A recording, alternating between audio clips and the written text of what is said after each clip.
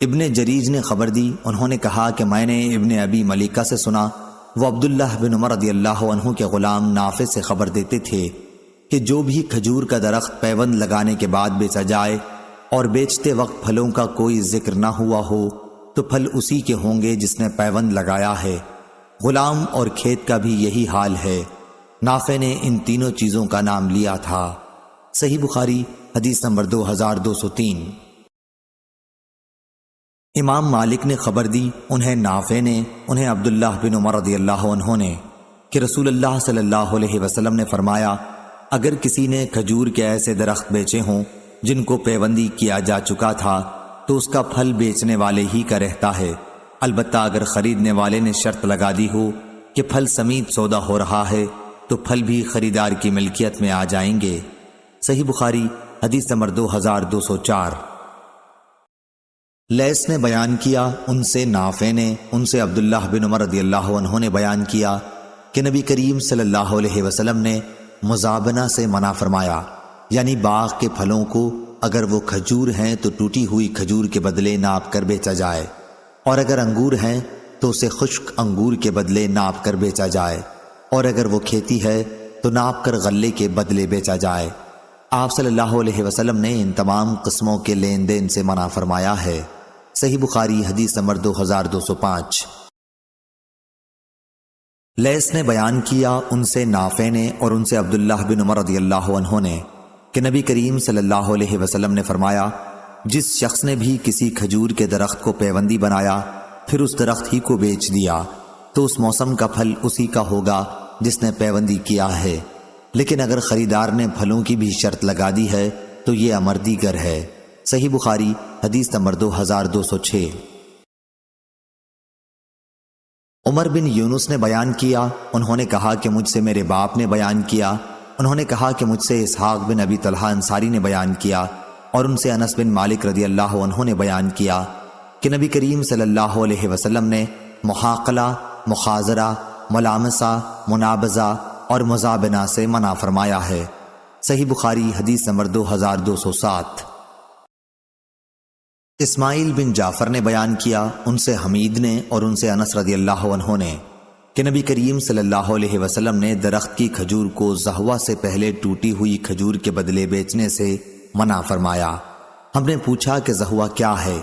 انہوں نے فرمایا کہ وہ پک کے سرخ ہو جائے یا زرد ہو جائے۔ تم ہی بتاؤ کہ اگر اللہ کے حکم سے پھل نہ آ سکا تو تم کس چیز کے بدلے اپنے بھائی خریدار کا مال اپنے لیے حلال کرو گے؟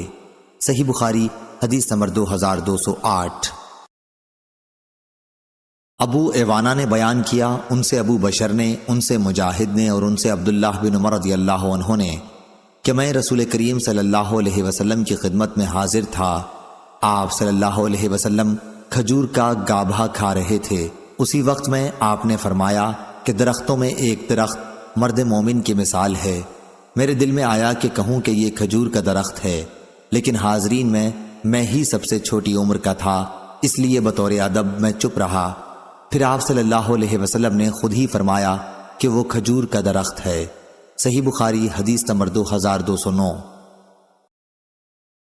امام مالک نے خبر دی، انہیں حمید طویل نے اور انہیں انس بن مالک رضی اللہ عنہ نے، کہ رسول اللہ صلی اللہ علیہ وسلم کو ابو طیبہ نے پچھانا لگایا تو آپ نے انہیں 1 سا کھجور مزدوری میں دینے کا حکم فرمایا، اور اس کے مالکوں سے فرمایا کہ وہ اس کے خراج میں کچھ کمی کر دیں۔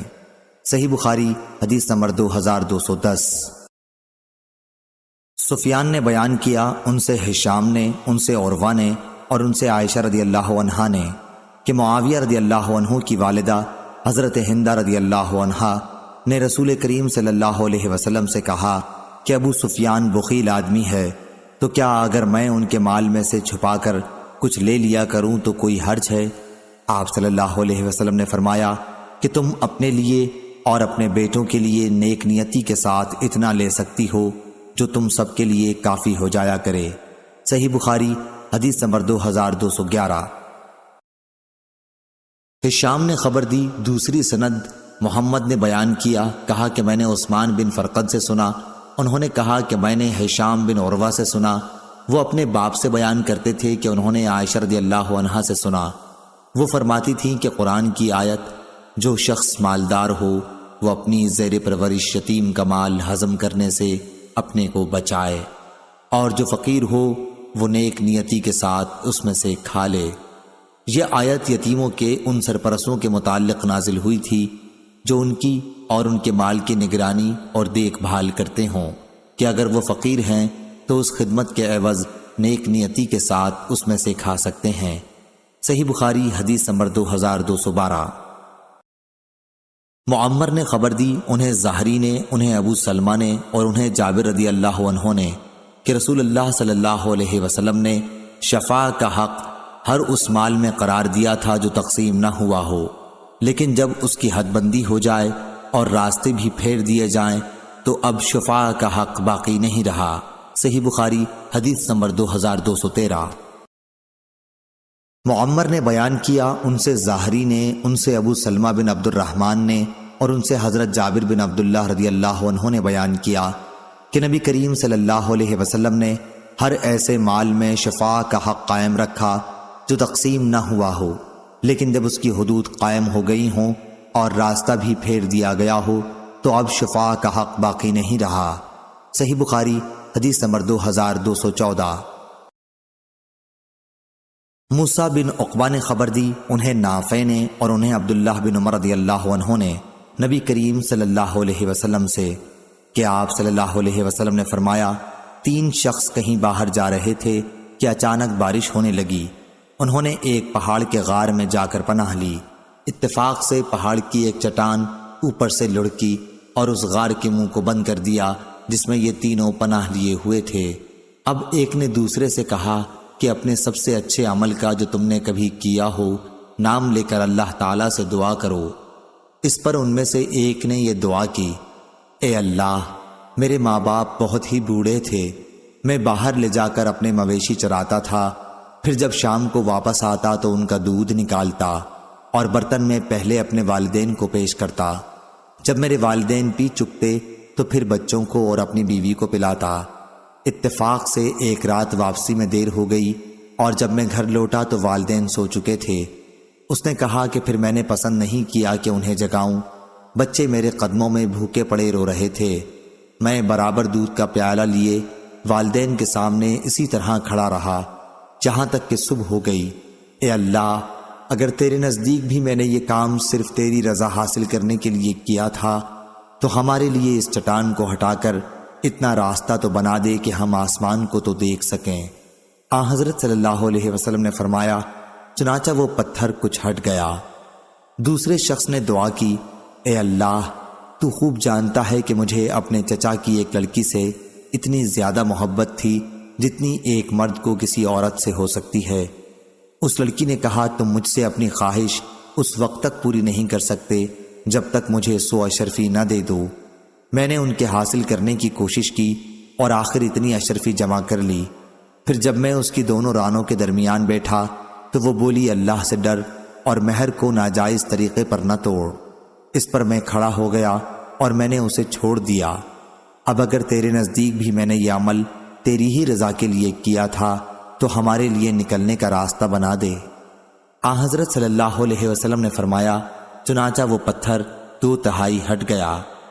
تیسرے شخص نے دعا کی، اے اللہ، تو جانتا ہے کہ میں نے ایک مزدور سے 1 فرق جوار پر کام کرایا تھا۔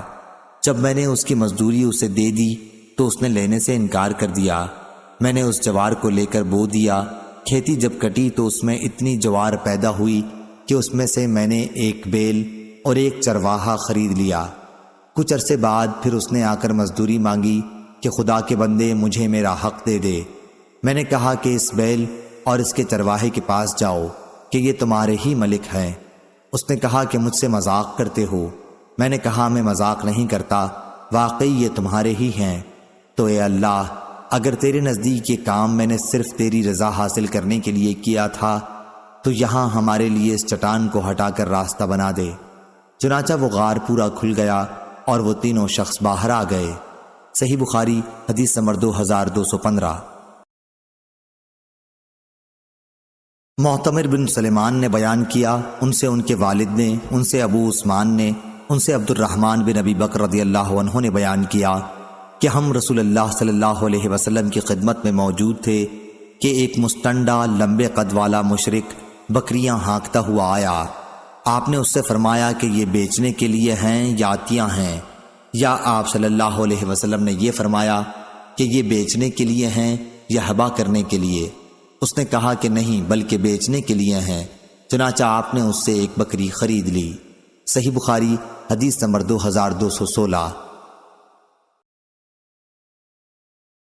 ابو زناد نے بیان کیا، ان سے اعرج نے اور ان سے ابو ہریرہ رضی اللہ عنہ نے کہ نبی کریم صلی اللہ علیہ وسلم نے فرمایا، ابراہیم علیہ السلام نے سارہ علیہ السلام کے ساتھ نمرود کے ملک سے ہجرت کی تو ایک ایسے شہر میں پہنچے جہاں ایک بادشاہ رہتا تھا، یا یہ فرمایا کہ ایک ظالم بادشاہ رہتا تھا۔ اس سے ابراہیم علیہ السلام کے متعلق کسی نے کہہ دیا کہ وہ ایک نہایت ہی خوبصورت عورت لے کر یہاں آئے ہیں۔ بادشاہ نے آپ سے پوچھوا بھیجا کہ ابراہیم، یہ عورت جو تمہارے ساتھ ہے تمہاری کیا ہوتی ہے؟ انہوں نے فرمایا کہ یہ میری بہن ہے۔ پھر جب ابراہیم علیہ السلام سارہ علیہ السلام کے یہاں آئے تو ان سے کہا کہ میری بات نہ جھٹلانا، میں تمہیں اپنی بہن کے آیا ہوں۔ خدا کی قسم آج روئے زمین پر میرے اور تمہارے سوا کوئی مومن نہیں ہے۔ چنانچہ آپ نے سارہ علیہ السلام کو بادشاہ کے یہاں بھیجا، یا بادشاہ حضرت سارہ علیہ السلام کے پاس گیا۔ اس وقت حضرت سارہ علیہ السلام وضو کر کے نماز پڑھنے کھڑی ہو گئی تھیں۔ انہوں نے اللہ کے حضور میں یہ دعا کی کہ اے اللہ، اگر میں تجھ پر اور تیرے رسول ابراہیم علیہ السلام پر ایمان رکھتی ہوں، اور اگر میں نے اپنے شوہر کے سوا اپنی شرمگاہ کی حفاظت کی ہے تو تو مجھ پر ایک کافر کو مسلط نہ کر۔ اتنے میں وہ بادشاہ تھرایا اور اس کا پاؤں زمین میں دھس گیا۔ اعرج نے کہا کہ ابو سلمہ بن عبد الرحمن نے بیان کیا، ان سے ابو ہریرہ رضی اللہ عنہ نے بیان کیا کہ حضرت سارہ علیہ السلام نے اللہ کے حضور میں دعا کی کہ اے اللہ، اگر یہ مر گیا تو لوگ کہیں گے کہ اسی نے مارا ہے۔ چنانچہ وہ پھر چھوٹ گیا اور حضرت سارہ علیہ السلام کی طرف بڑھا۔ حضرت سارہ علیہ السلام وضو کر کے پھر نماز پڑھنے لگی تھیں اور یہ دعا کرتی جاتی تھیں، اے اللہ، اگر میں تجھ پر اور تیرے رسول پر ایمان رکھتی ہوں اور اپنے شوہر حضرت ابراہیم علیہ السلام کے سوا اور ہر موقع پر میں نے اپنی شرمگاہ کی حفاظت کی ہے تو تو مجھ پر اس کافر کو مسلط نہ کر۔ چنانچہ وہ پھر تھرایا، کانپا اور اس کے پاؤں زمین میں دھس گئے۔ عبد الرحمن نے بیان کیا کہ ابو سلمہ نے بیان کیا ابو ہریرہ رضی اللہ عنہ سے کہ حضرت سارہ علیہ السلام نے پھر وہی دعا کی کہ اے اللہ، اگر یہ مر گیا تو لوگ کہیں گے کہ اسی نے مارا ہے۔ اب دوسری مرتبہ یا تیسری مرتبہ بھی وہ بادشاہ چھوڑ دیا گیا۔ آخر وہ کہنے لگا کہ تم لوگوں نے میرے یہاں ایک شیطان بھیج دیا، اسے ابراہیم علیہ السلام کے پاس لے جاؤ اور انہیں آجر حضرت ہاجرہ بھی دے دو۔ پھر حضرت سارہ علیہ السلام ابراہیم علیہ السلام کے پاس آئیں اور ان سے کہا کہ دیکھتے نہیں اللہ نے کافر کو کس طرح ذلیل کیا اور ساتھ میں ایک لڑکی بھی دلوا دی۔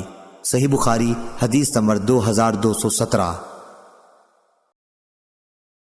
لیث نے بیان کیا، ان سے ابن شہاب نے، ان سے عروہ نے، ان سے عائشہ رضی اللہ عنہا نے بیان کیا کہ سعد بن ابی وقاص رضی اللہ عنہ اور عبد بن زمہ رضی اللہ عنہ کا ایک بچے کے بارے میں جھگڑا ہوا۔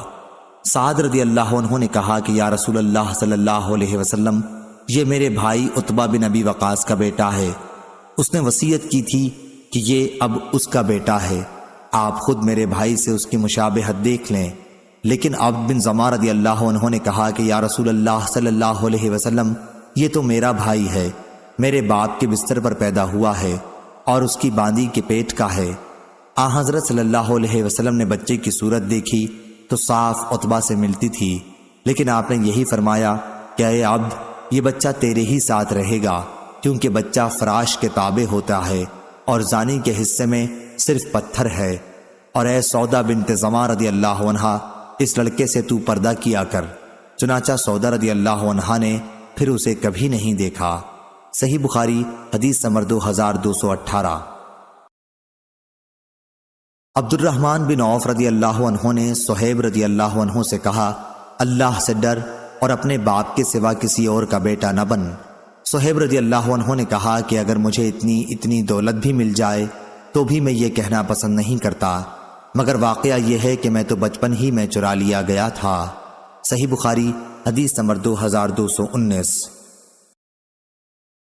حکیم بن حزام رضی اللہ عنہ نے خبر دی کہ انہوں نے پوچھا یا رسول اللہ صلی اللہ علیہ وسلم، ان نیک کاموں کے متعلق آپ کا کیا حکم ہے جنہیں میں جاہلیت کے زمانے میں صلہ رحمی، غلام آزاد کرنے اور صدقہ دینے کے سلسلے میں کیا کرتا تھا، کیا ان اعمال کا بھی مجھے ثواب ملے گا؟ حضرت حکیم بن حزام رضی اللہ عنہ فرماتے ہیں کہ رسول اللہ صلی اللہ علیہ وسلم نے فرمایا، جتنی نیکیاں تم پہلے کر چکے ہو ان سب کے ساتھ اسلام لائے ہو۔ صحیح بخاری حدیث نمبر 2220۔ عبید اللہ بن عبداللہ نے خبر دی اور انہیں عبداللہ بن عباس رضی اللہ عنہ نے خبر دی کہ رسول اللہ صلی اللہ علیہ وسلم کا گزر ایک مردہ بکری پر ہوا۔ آپ نے فرمایا کہ اس کے چمڑے سے تم لوگوں نے کیوں نہیں فائدہ اٹھایا؟ صحابہ رضی اللہ عنہم نے عرض کیا کہ وہ تو مردار ہے۔ آپ نے فرمایا کہ مردار کا صرف کھانا منع ہے۔ صحیح بخاری حدیث نمبر 2221۔ لیث نے بیان کیا، ان سے ابن شہاب نے، ان سے ابن مسیب نے، اور انہوں نے ابو ہریرہ رضی اللہ عنہ کو یہ فرماتے سنا کہ رسول اللہ صلی اللہ علیہ وسلم نے فرمایا، اس ذات کی قسم جس کے ہاتھ میں میری جان ہے، وہ زمانہ آنے والا ہے جب ابن مریم عیسیٰ علیہ السلام تم میں ایک عادل اور منصف حاکم کی حیثیت سے اتریں گے۔ وہ صلیب کو توڑ ڈالیں گے، سوروں کو مار ڈالیں گے اور جزیہ کو ختم کر دیں گے۔ اس وقت مال کی اتنی زیادتی ہوگی کہ کوئی لینے والا نہ رہے گا۔ صحیح بخاری حدیث نمبر 2222۔ طاؤس نے خبر دی، انہوں نے ابن عباس رضی اللہ عنہ سے سنا، آپ فرماتے تھے کہ عمر رضی اللہ عنہ کو معلوم ہوا کہ فلاں شخص نے شراب فروخت کی ہے، تو آپ نے فرمایا کہ اسے اللہ تعالیٰ تباہ و برباد کر دے۔ کیا اسے معلوم نہیں کہ رسول اللہ صلی اللہ علیہ وسلم نے فرمایا تھا، اللہ تعالیٰ یہود کو برباد کرے کہ چربی ان پر حرام کی گئی تھی، لیکن ان لوگوں نے اسے پگھلا کر فروخت کیا۔ صحیح بخاری حدیث نمبر 2223۔ یونس نے خبر دی، انہیں ابن شہاب نے، کہ میں نے سعید بن مسیب سے سنا، انہوں نے ابو ہریرہ رضی اللہ عنہ سے، کہ رسول اللہ صلی اللہ علیہ وسلم نے فرمایا، اللہ یہودیوں کو تباہ کرے، ظالموں پر چربی حرام کر دی گئی تھی لیکن انہوں نے اسے بیچ کر اس کی قیمت کھائی۔ صحیح بخاری حدیث نمبر 2224۔ عوف بن ابی حمید نے خبر دی، انہیں سعید بن ابی حسن نے کہا کہ میں ابن عباس رضی اللہ عنہ کی خدمت میں حاضر تھا کہ ایک شخص ان کے پاس آیا اور کہا کہ اے ابو عباس، میں ان لوگوں میں سے ہوں جن کی روزی اپنے ہاتھ کی صنعت پر موقوف ہے اور میں یہ مورتیں بناتا ہوں۔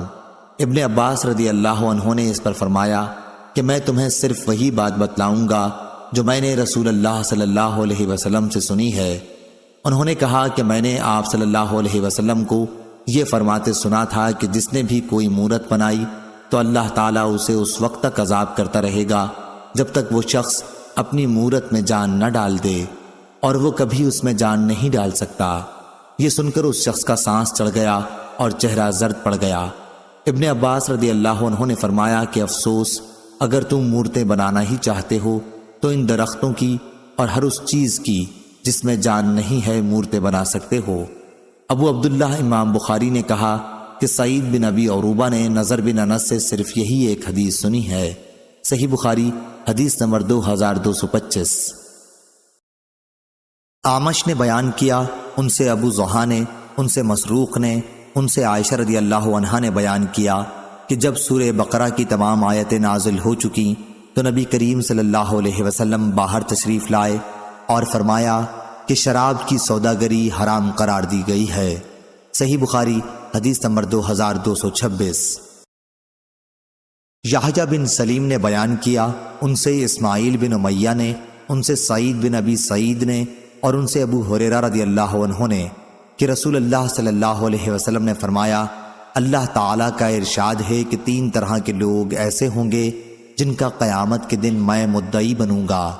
ایک وہ شخص جس نے میرے نام پر عہد کیا اور وہ توڑ دیا، وہ شخص جس نے کسی آزاد انسان کو بیچ کر اس کی قیمت کھائی، اور وہ شخص جس نے کوئی مزدور اجرت پر رکھا، اس سے پوری طرح کام لیا لیکن اس کی مزدوری نہیں دی۔ صحیح بخاری حدیث نمبر 2227۔ حماد بن زید نے بیان کیا، ان سے ثابت نے، ان سے انس رضی اللہ عنہ نے بیان کیا کہ قیدیوں میں حضرت صفیہ رضی اللہ عنہ بھی تھیں۔ پہلے تو وہ وحیہ کلبی رضی اللہ عنہ کو ملی، پھر نبی کریم صلی اللہ علیہ وسلم کے نکاح میں آئیں۔ صحیح بخاری حدیث نمبر 2228۔ ابن محیریز نے خبر دی اور انہیں ابو سعید خدری رضی اللہ عنہ نے خبر دی کہ وہ نبی کریم صلی اللہ علیہ وسلم کی خدمت میں حاضر تھے۔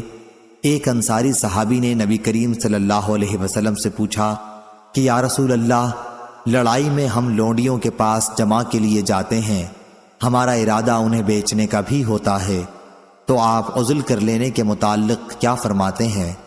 اس پر آپ صلی اللہ علیہ وسلم نے فرمایا، اچھا تم لوگ ایسا کرتے ہو، اگر تم ایسا نہ کرو پھر بھی کوئی حرج نہیں، اس لیے کہ جس روح کی بھی پیدائش اللہ تعالیٰ نے قسمت میں لکھ دی ہے وہ پیدا ہو کر ہی رہے گی۔ صحیح بخاری حدیث نمبر 2229۔ اسماعیل نے بیان کیا، ان سے سلمہ بن کہیل نے، ان سے عطا نے اور ان سے جابر رضی اللہ عنہ نے بیان کیا، نبی کریم صلی اللہ علیہ وسلم نے مدبر غلام بیچا تھا۔ صحیح بخاری حدیث نمبر 2230۔ سفیان نے بیان کیا، ان سے عمروں نے، انہوں نے جابر بن عبداللہ رضی اللہ عنہ کو یہ کہتے سنا تھا کہ مدبر غلام کو رسول اللہ صلی اللہ علیہ وسلم نے بیچا تھا۔ صحیح بخاری حدیث نمبر 2231۔ لیث نے خبر دی، انہیں سعید نے، انہیں ان کے والد نے اور ان سے ابو ہریرہ رضی اللہ عنہ نے بیان کیا کہ رسول اللہ صلی اللہ علیہ وسلم سے میں نے خود سنا ہے کہ جب کوئی باندی زنا کرائے اور وہ ثابت ہو جائے تو اس پر حد زنا جاری کی جائے، البتہ اسے لعنت ملامت نہ کی جائے۔ پھر اگر وہ زنا کرائے تو اس مرتبہ بھی حد جاری کی جائے، لیکن کسی قسم کی لعنت ملامت نہ کی جائے۔ تیسری مرتبہ بھی اگر زنا کرے اور زنا ثابت ہو جائے تو اسے بیچ ڈالے، خواہ بال کی ایک رسی کے بدلے ہی کیوں نہ ہو۔ صحیح بخاری حدیث نمبر 2234۔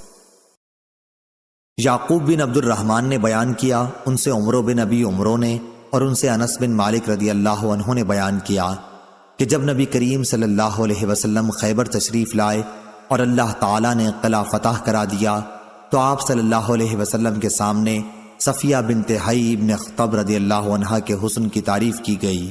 ان کا شوہر قتل ہو گیا تھا، وہ خود ابھی دلہن تھیں، پس رسول اللہ صلی اللہ علیہ وسلم نے انہیں اپنے لیے پسند کر لیا۔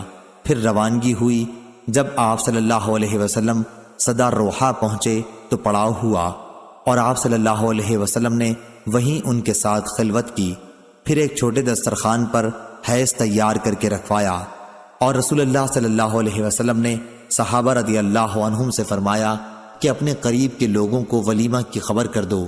صفیہ رضی اللہ عنہا کے ساتھ نکاح کا یہی ولیمہ رسول اللہ صلی اللہ علیہ وسلم نے کیا تھا۔ پھر جب ہم مدینے کی طرف چلے تو میں نے دیکھا کہ رسول اللہ صلی اللہ علیہ وسلم نے عباد سے صفیہ رضی اللہ عنہا کے لیے پردہ کرایا اور اپنے اونٹ کو پاس بٹھا کر اپنا ٹخنا بچھا دیا۔ صفیہ رضی اللہ عنہا اپنا پاؤں آپ صلی اللہ علیہ وسلم کے ٹخنے پر رکھ کر سوار ہو گئیں۔ صحیح بخاری حدیث نمبر 2235۔ عطا بن ابی رباح نے بیان کیا اور ان سے جابر بن عبداللہ رضی اللہ عنہ نے کہ انہوں نے رسول اللہ صلی اللہ علیہ وسلم سے سنا، فتح مکہ کے سال آپ صلی اللہ علیہ وسلم نے فرمایا، آپ کا قیام ابھی مکہ ہی میں تھا کہ اللہ اور اس کے رسول نے شراب، مردار، سور اور بتوں کا بیچنا حرام قرار دے دیا ہے۔ اس پر پوچھا گیا کہ یا رسول اللہ صلی اللہ علیہ وسلم، مردار کی چربی کے متعلق کیا حکم ہے؟ اسے ہم کشتیوں پر ملتے ہیں، کھالوں پر اس سے تیل کا کام لیتے ہیں اور لوگ اس سے اپنے چراغ بھی جلاتے ہیں۔ آپ صلی اللہ علیہ وسلم نے فرمایا کہ نہیں، وہ حرام ہے۔ اسی موقع پر آپ نے فرمایا کہ اللہ یہودیوں کو برباد کرے۔ اللہ تعالیٰ نے جب چربی ان پر حرام کی تو ان لوگوں نے پگھلا کر اسے بیچا اور اس کی قیمت کھائی۔ صحیح بخاری حدیث نمبر 2236۔ امام مالک نے خبر دی، انہیں ابن شہاب نے، انہیں ابی بکر بن عبد الرحمن نے اور انہیں ابو مسعود انصاری رضی اللہ عنہ نے کہ رسول اللہ صلی اللہ علیہ وسلم نے کتے کی قیمت، زانیہ کی اجرت اور کاہن کی اجرت سے منع فرمایا تھا۔ صحیح بخاری حدیث نمبر 2237۔ عون بن ابی جحیفہ نے خبر دی، کہا کہ میں نے اپنے والد کو دیکھا کہ ایک پچنا لگانے والے غلام کو خرید رہے ہیں اور ان کے پچنا لگانے کے آلات توڑنے کا حکم دیا۔ اس پر میں نے اس کے متعلق ان سے پوچھا تو انہوں نے کہا کہ رسول اللہ صلی اللہ علیہ وسلم نے خون کی قیمت، کتے کی قیمت، باندی کی ناجائز کمائی سے منع فرمایا تھا، گودنے والیوں اور گدوانے والیوں، سود لینے والوں اور دینے والوں پر لعنت کی تھی، اور تصویر بنانے والے پر بھی لعنت کی تھی۔ صحیح بخاری حدیث نمبر 2238۔ ابن ابی نجیح نے خبر دی، انہیں عبداللہ بن کثیر نے، انہیں ابو منہال نے اور ان سے ابن عباس رضی اللہ عنہ نے بیان کیا کہ جب نبی کریم صلی اللہ علیہ وسلم مدینہ تشریف لائے تو مدینہ کے لوگ پھلوں میں 1 سال یا 2 سال کے لیے بیع سلم کرتے تھے، یا انہوں نے یہ کہا کہ 2 سال اور 3 سال کے لیے کرتے تھے۔ شک اسماعیل کو ہوا تھا۔ حضرت صلی اللہ علیہ وسلم نے فرمایا کہ جو شخص بھی کھجور میں بیع سلم کرے اسے مقررہ پیمانے یا مقررہ وزن کے ساتھ کرنی چاہیے۔ ہم سے محمد نے بیان کیا، کہا کہ ہم کو اسماعیل نے خبر دی، ان سے ابن ابی نجیح نے بیان کیا کہ بیع سلم مقررہ پیمانے اور مقررہ وزن میں ہونی چاہیے۔ صحیح بخاری حدیث نمبر 2239۔ سفیان بن عینہ نے خبر دی، انہیں ابن ابی نجیح نے خبر دی، انہیں عبداللہ بن کثیر نے، انہیں ابو منہال نے اور ان سے حضرت عبداللہ بن عباس رضی اللہ عنہ نے بیان کیا کہ جب رسول اللہ صلی اللہ علیہ وسلم مدینہ تشریف لائے تو لوگ کھجور میں 2 اور 3 سال تک کے لیے بیع سلم کرتے تھے۔ آپ صلی اللہ علیہ وسلم نے انہیں ہدایت فرمائی کہ جسے کس چیز کی بیع سلم کرنی ہے اسے مقررہ وزن اور مقررہ مدت کے لیے ٹھہرا کر کرے۔ صحیح بخاری حدیث نمبر 2240۔ سفیان نے بیان کیا، ان سے ابی نجیح نے، ان سے عبداللہ بن کثیر نے اور ان سے ابو منہال نے بیان کیا کہ میں نے حضرت عبداللہ بن عباس رضی اللہ عنہ سے سنا، انہوں نے فرمایا کہ نبی کریم صلی اللہ علیہ وسلم مدینہ تشریف لائے اور آپ نے فرمایا کہ مقررہ وزن اور مقررہ مدت تک کے لیے بیع سلم ہونی چاہیے۔ صحیح بخاری حدیث نمبر 2241۔ عمروں نے خبر دی، انہوں نے کہا کہ میں نے ابو البختری طائی سے سنا، انہوں نے کہا کہ میں نے ابن عباس رضی اللہ عنہ سے کھجور کے درخت میں بیع سلم کے متعلق پوچھا تو آپ نے فرمایا کہ درخت پر پھل کو بیچنے سے حضرت صلی اللہ علیہ وسلم نے اس وقت تک کے لیے منع فرمایا تھا جب تک وہ کھانے کے قابل نہ ہو جائے یا اس کا وزن نہ کیا جا سکے۔ ایک شخص نے پوچھا کہ کیا چیز وزن کی جائے گی؟ اس پر ابن عباس رضی اللہ عنہ کے قریب ہی بیٹھے ہوئے ایک شخص نے کہا کہ مطلب یہ ہے کہ اندازہ کرنے کے قابل ہو جائے، اور معاذ نے بیان کیا، ان سے شعبہ نے بیان کیا، ان سے عمروں نے کہ ابو البختری نے کہا کہ میں نے ابن عباس رضی اللہ عنہ سے سنا کہ نبی کریم صلی اللہ علیہ وسلم نے منع کیا تھا، پھر یہی حدیث کو بیان کیا۔ صحیح بخاری حدیث نمبر 2246۔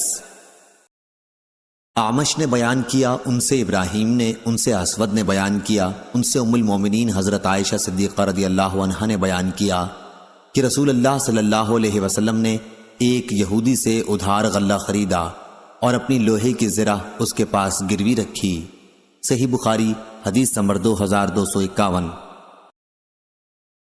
اعمش نے بیان کیا، انہوں نے کہا کہ ہم نے ابراہیم نخعی کے سامنے بیع سلم میں گروی رکھنے کا ذکر کیا تو انہوں نے کہا ہم سے اسود نے بیان کیا اور ان سے عائشہ رضی اللہ عنہا نے بیان کیا کہ نبی کریم صلی اللہ علیہ وسلم نے ایک یہودی سے ایک مقررہ مدت کے لیے غلہ خریدا اور اس کے پاس اپنی لوہے کی زرہ گروی رکھ دی تھی۔ صحیح بخاری حدیث نمبر 2252۔ سفیان بن عینہ نے بیان کیا، ان سے ابن ابی نجیح نے، ان سے عبداللہ بن کثیر نے، ان سے ابو المنہال نے اور ان سے حضرت عبداللہ بن عباس رضی اللہ عنہ نے بیان کیا کہ جب نبی کریم صلی اللہ علیہ وسلم مدینہ تشریف لائے تو لوگ پھلوں میں 2 اور 3 سال تک کے لیے بیع سلم کیا کرتے تھے۔ آپ صلی اللہ علیہ وسلم نے انہیں ہدایت کی کہ پھلوں میں بیع سلم مقررہ پیمانے اور مقررہ مدت کے لیے کیا کرو۔ اور عبداللہ بن ولید نے کہا ہم سے سفیان بن عینہ نے کہا، ان سے ابن ابی نجیح نے بیان کیا، اس روایت میں یوں ہے کہ پیمانے اور وزن کی تعین کے ساتھ بیع سلم ہونی چاہیے۔ صحیح بخاری حدیث نمبر 2253۔ عبداللہ رضی اللہ عنہ نے بیان کیا کہ لوگ اونٹ وغیرہ حمل ہونے کی مدت تک کے لیے بیچتے تھے۔ نبی کریم صلی اللہ علیہ وسلم نے اس سے منع فرمایا۔ نافع نے حبل الجبلہ کی تفسیر یہ کی یہاں تک کہ اونٹنی کے پیٹ میں جو کچھ ہے وہ اسے جن لے۔ صحیح بخاری حدیث نمبر 2256۔ جابر بن عبداللہ رضی اللہ عنہ نے بیان کیا کہ رسول اللہ صلی اللہ علیہ وسلم نے ہر اس چیز میں شفعہ کا حق دیا تھا جو ابھی تقسیم نہ ہوئی ہو، لیکن جب حدود مقرر ہو گئیں اور راستے بدل دیے گئے تو پھر حق شفعہ باقی نہیں رہتا۔ صحیح بخاری حدیث نمبر 2257۔ ابراہیم بن میسرہ نے خبر دی، انہیں عمرو بن شرید نے کہا کہ میں نے سعد بن ابی وقاص رضی اللہ عنہ کے پاس کھڑا تھا کہ مسعود بن مخرمہ رضی اللہ عنہ تشریف لائے اور اپنا ہاتھ میرے شانے پر رکھا۔ اتنے میں نبی کریم صلی اللہ علیہ وسلم کے غلام ابو رافع رضی اللہ عنہ بھی آ گئے اور فرمایا کہ اے سعد، تمہارے قبیلے میں جو میرے 2 گھر ہیں انہیں تم خرید لو۔ سعد رضی اللہ عنہ بولے کہ بخدا میں تو انہیں نہیں خریدوں گا۔ اس پر مسعود رضی اللہ عنہ نے فرمایا کہ نہیں جی، تمہیں خریدنا ہوگا۔ سعد رضی اللہ عنہ نے فرمایا کہ پھر میں 4000 سے زیادہ نہیں دے سکتا، اور وہ بھی قسط وار۔ ابو رافع رضی اللہ عنہ نے فرمایا کہ مجھے 500 دینار ان کے مل رہے ہیں۔ اگر میں نے رسول اللہ صلی اللہ علیہ وسلم کی زبان سے یہ نہ سنا ہوتا کہ پڑوسی اپنے پڑوس کا زیادہ حقدار ہے تو میں ان گھروں کو 4000 پر تمہیں ہرگز نہ دیتا، جبکہ مجھے 500 دینار ان کے مل رہے ہیں۔ چنانچہ وہ دونوں گھر ابو رافع رضی اللہ عنہ نے سعد رضی اللہ عنہ کو دے دیے۔ صحیح بخاری حدیث نمبر 2258۔ ابو عمران نے بیان کیا، کہا کہ میں نے طلحہ بن عبداللہ سے سنا اور ان سے عائشہ رضی اللہ عنہا نے بیان کیا کہ میں نے پوچھا یا رسول اللہ صلی اللہ علیہ وسلم، میرے 2 پڑوسی ہیں، میں ان دونوں میں سے کس کے پاس ہدیہ بھیجوں؟ آپ صلی اللہ علیہ وسلم نے فرمایا کہ جس کا دروازہ تجھ سے زیادہ قریب ہو۔ صحیح بخاری حدیث نمبر 2259۔ ابو بردہ عامر نے خبر دی اور انہیں ان کے باپ ابو موسیٰ اشعری رضی اللہ عنہ نے کہ رسول اللہ صلی اللہ علیہ وسلم نے فرمایا، امانت دار خزانچی جو اس کو حکم دیا جائے اس کے مطابق دل کی فراخی کے ساتھ صدقہ ادا کر دے، وہ بھی ایک صدقہ کرنے والوں ہی میں سے ہے۔ صحیح بخاری حدیث نمبر 2260۔ ابو بردہ نے بیان کیا اور ان سے ابو موسیٰ اشعری رضی اللہ عنہ نے کہ میں رسول کریم صلی اللہ علیہ وسلم کی خدمت میں آیا، میرے ساتھ میرے قبیلے اشعر کے 2 مرد اور بھی تھے۔ میں نے کہا کہ مجھے نہیں معلوم کہ یہ دونوں صاحبان حاکم بننے کے طلبگار ہیں۔ اس پر آپ نے فرمایا کہ جو شخص حاکم بننے کا خود خواہش مند ہو اسے ہم ہرگز حاکم نہیں بنائیں گے۔ یہاں راوی کو شک ہے کہ حضرت صلی اللہ علیہ وسلم نے لفظ لن یا لفظ لا استعمال فرمایا۔ صحیح بخاری حدیث نمبر 2261۔ عمرو بن یحییٰ نے بیان کیا، ان سے ان کے دادا سعید بن عمرو نے اور ان سے ابو ہریرہ رضی اللہ عنہ نے کہ نبی کریم صلی اللہ علیہ وسلم نے فرمایا، اللہ تعالیٰ نے کوئی ایسا نبی نہیں بھیجا جس نے بکریاں نہ چرائی ہوں۔ اس پر آپ صلی اللہ علیہ وسلم کے صحابہ رضی اللہ عنہم نے پوچھا، کیا آپ صلی اللہ علیہ وسلم نے بھی بکریاں چرائی ہیں؟ فرمایا کہ ہاں، کبھی میں بھی مکے والوں کی بکریاں چند قیرات کی تنخواہ پر چرایا کرتا تھا۔ صحیح بخاری حدیث نمبر 2262۔ ہشام بن عروہ نے خبر دی، انہیں معمر نے، انہیں زہری نے، انہیں عروہ بن زبیر نے اور انہیں عائشہ رضی اللہ عنہا نے کہ نبی کریم صلی اللہ علیہ وسلم اور ابو بکر رضی اللہ عنہ نے ہجرت کرتے وقت بنو دیل کے ایک مرد کو نوکر رکھا جو بنو عبد بن عدی کے خاندان سے تھا، اور وہ بطور ماہر راہبر مزدوری پر رکھا تھا۔ حدیث میں لفظ خریت کے معنی راہبری میں ماہر کے ہیں۔ اس نے اپنا ہاتھ پانی وغیرہ میں ڈبو کر عاص بن وائل کے خاندان سے عہد کیا تھا، اور وہ کفار قریش ہی کے دین پر تھا، لیکن حضرت صلی اللہ علیہ وسلم اور ابو بکر رضی اللہ عنہ کو اس پر بھروسہ تھا، اس لیے اپنی سواریاں انہوں نے اسے دے دیں اور غار ثور پر 3 رات کے بعد اس سے ملنے کی تاکید کی تھی۔ وہ شخص 3 راتوں کے گزرتے ہی صبح کو دونوں حضرات کی سواریاں لے کر وہاں حاضر ہو گیا۔ اس کے بعد یہ حضرات وہاں سے عامر بن فہیرہ اور اس دیلی راہبر کو ساتھ لے کر چلے۔ یہ شخص ساحل کے کنارے سے آپ صلی اللہ علیہ وسلم کو لے کر چلا تھا۔ صحیح بخاری حدیث نمبر 2263۔ ابن شہاب نے بیان کیا کہ مجھے عروہ بن زبیر نے خبر دی اور ان سے نبی کریم صلی اللہ علیہ وسلم کی بیوی حضرت عائشہ رضی اللہ عنہا نے بیان کیا کہ رسول کریم صلی اللہ علیہ وسلم اور ابو بکر رضی اللہ عنہ نے بنو ویل کے ایک ماہر راہبر سے مزدوری طے کر لی تھی۔ وہ شخص کفار قریش کے دین پر تھا۔ ان دونوں حضرات نے اپنی دونوں اونٹنیاں اس کے حوالہ کر دی تھیں اور کہہ دیا تھا کہ وہ 3 راتوں کے بعد صبح سویرے ہی سواریوں کے ساتھ غار ثور پر آ جائے۔ صحیح بخاری حدیث نمبر 2264۔ عطا بن ابی رباح نے خبر دی، انہیں صفوان بن یعلی نے، ان کو یعلی بن امیہ رضی اللہ عنہ نے، انہوں نے کہا کہ میں نبی کریم صلی اللہ علیہ وسلم کے ساتھ جیش اسرہ غزوہ تبوک میں گیا تھا۔ یہ میرے نزدیک میرا سب سے زیادہ قابل اعتماد نیک عمل تھا۔ میرے ساتھ ایک مزدور بھی تھا۔ وہ ایک شخص سے جھگڑا اور ان میں سے ایک نے دوسرے مقابل والے کی انگلی چبا ڈالی۔ دوسرے نے جو اپنا ہاتھ زور سے کھینچا تو اس کے آگے کے دانت بھی ساتھ ہی کھچے چلے آئے اور گر گئے۔ اس پر وہ شخص اپنا مقدمہ لے کر نبی کریم صلی اللہ علیہ وسلم کی خدمت میں پہنچا۔ حضرت صلی اللہ علیہ وسلم نے اس کے دانت ٹوٹنے کا کوئی قصاص نہیں دلوایا، بلکہ فرمایا کہ کیا وہ اپنی انگلی تمہارے منہ میں چبانے کے لیے چھوڑ دیتا؟ راوی نے کہا کہ میں خیال کرتا ہوں کہ آپ صلی اللہ علیہ وسلم نے یوں بھی فرمایا جس طرح اونٹ چبا لیا کرتا ہے۔ صحیح بخاری حدیث نمبر 2265۔ عبداللہ بن ابی ملیکہ نے بیان کیا اور ان سے ان کے دادا نے بالکل اسی طرح کا واقعہ بیان کیا کہ ایک شخص نے ایک دوسرے شخص کا ہاتھ کاٹ کھایا۔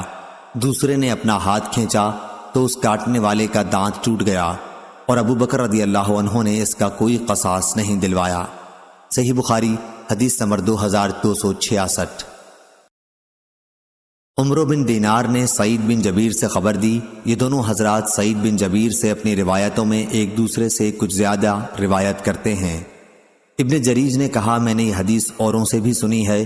وہ بھی سعید بن جبیر سے نقل کرتے تھے کہ مجھ سے ابن عباس رضی اللہ عنہ نے کہا اور ان سے ابی بن کعب رضی اللہ عنہ نے کہا، انہوں نے کہا کہ مجھ سے رسول اللہ صلی اللہ علیہ وسلم نے ارشاد فرمایا کہ پھر وہ دونوں موسیٰ اور خضر علیہ السلام چلے تو انہیں ایک گاؤں میں ایک دیوار ملی جو گرنے ہی والی تھی۔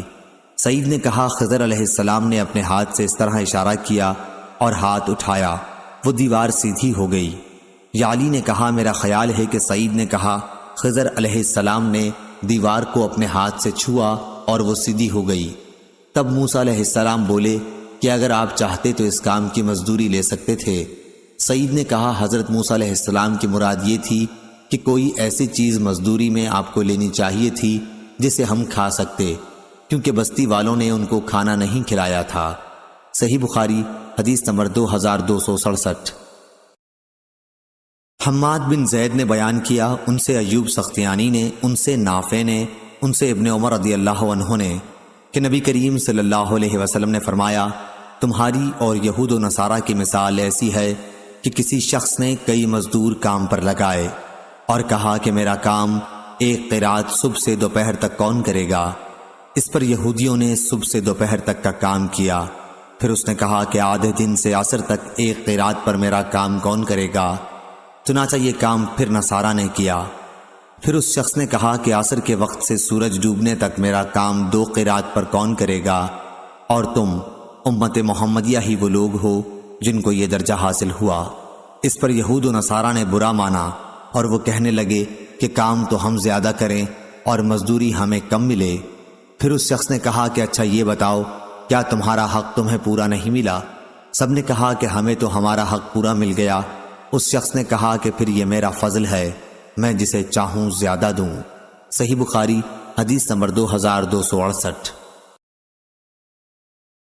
عبداللہ بن عمر رضی اللہ عنہ کے غلام عبداللہ بن دینار نے بیان کیا اور ان سے عبداللہ بن عمر بن خطاب رضی اللہ عنہ نے بیان کیا کہ رسول اللہ صلی اللہ علیہ وسلم نے فرمایا تمہاری اور یہود و نصارہ کی مثال ایسی ہے کہ ایک شخص نے چند مزدور کام پر لگائے اور کہا کہ ایک ایک قرات پر آدھے دن تک میری مزدوری کون کرے گا؟